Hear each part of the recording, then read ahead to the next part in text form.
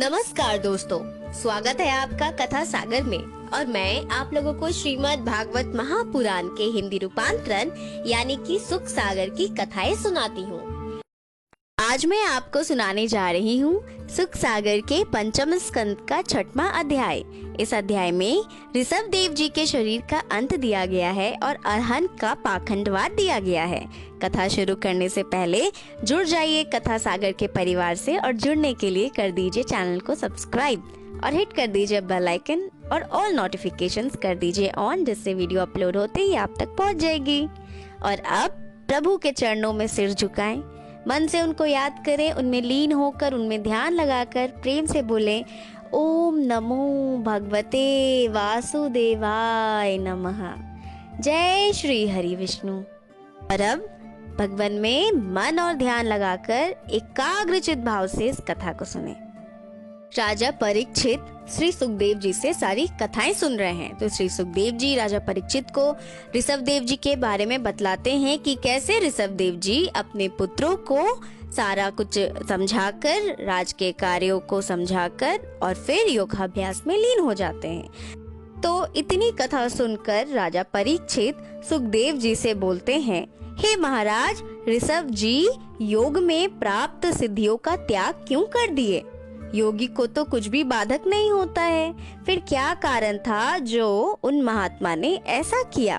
तब सुखदेव जी बोलते हैं राजा परीक्षित से, तुम्हारा कहना बिल्कुल सही है, परंतु चंचल मन का क्या विश्वास, नहीं ज्ञात की या छलिया कब छल ले, विषय सेवन के लिए बड़े बड़े बहाने बतलाता है। इससे ऋषियों ने कहा है कि इस चंचल मन का कभी विश्वास नहीं करना चाहिए। और वाकई में मन जो है वो बहुत ही चंचल होता है। ये बिल्कुल उसी छलिए की तरह है जो कभी भी आपको छल लेता है और आपको बाद में ये चीजें ज्ञात होती हैं जब आप उस पे सोचते हैं, विचारते हैं। श्री सुखदेव जी अपनी बात आगे कहते हुए राजा परीक्षित से कहते हैं कि ये जो चंचल मन है ये किसको नहीं ठगा है, इसने तो ब्रह्मा, विष्णु और महेश को भी ठगा है। फिर उनके सामने योगियों की क्या ही बात है। ये जो चंचल मन होते हैं वो अवसर पाते ही अपने फंदे फेंक देते हैं और विषय सेवन के लिए बड़े बड़े बहाने बतलाते हैं, छल लेते हैं, है ना। फिर राजा परीक्षित को कहते हैं, हे राजन, काम, क्रोध, लोभ, मोह, मद और भय आदि जीव के बड़े शत्रु हैं। फिर से मैं एक बार आप लोगों को बतला दूं, काम, क्रोध, लोभ, मोह, मद और भय, अगर इन सारी चीजों से आप बच गए फिर तो आपका कल्याण होने से कोई नहीं रोक सकता है। लेकिन ये जो मनुष्य की जिंदगी होती है, मनुष्य की जीवन होती है, वो इन्हीं सारी चीजों में पड़कर बर्बाद होते रहती है, परेशानियों में घिरी रहती है। जिस दिन आप इन सारी चीजों का त्याग कर दें उस दिन आपके जीवन में शांति ही शांति हो जाएगी, कल्याण ही कल्याण होगा आपका। यही सारे आपके असली दुश्मन हैं। कोई मनुष्य का दुश्मन नहीं होता, बल्कि क्रोध, लोभ, मोह, मद, भय, यही सारे दुश्मन होते हैं मनुष्यों के।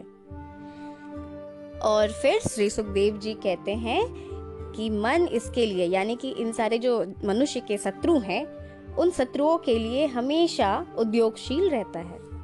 और यही कारण है कि बुद्धिमान इस मन का कभी विश्वास नहीं करते हैं। हे राजन, तुम्हारे प्रश्न का उत्तर तुमको मिल चुका है। अब भगवान ऋषभ के आगे की चरित्र को सुनो। जब ऋषभ देव जी ने उस प्रकार योग साधन कर लिया तब उन्होंने अपने शरीर को शीघ्र ही त्याग देना चाहा, परंतु कुछ और चरित्र के लिए उन्होंने सूक्ष्म रूप से अपने शरीर को पृथ्वी पर रख छोड़ा, जो विभिन्न देशों में घूमता रहा। बहुत छोटे से रूप में आ गए और वो पूरे देश में घूमते रहे, इधर उधर घूमते रहे। कुटक पर्वत के उपवन में तो वह अपने मुख में पत्थर के टुकड़े चबाकर नंगे घूमता रहा।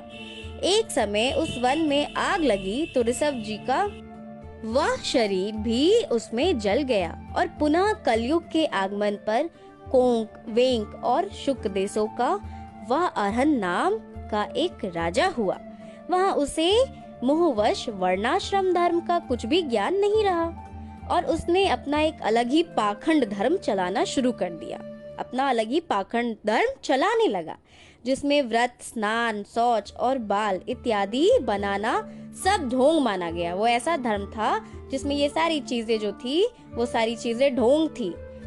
तो वन के जलने पर ऋषभ जी का शरीर भी जल गया और फिर वो फिर से जब कलयुग का आगमन हुआ तब वो कौन से देशों के राजा हुए? कोंक, वेंक और शुक देशों के राजा हुए। उनका नाम अरहन हुआ।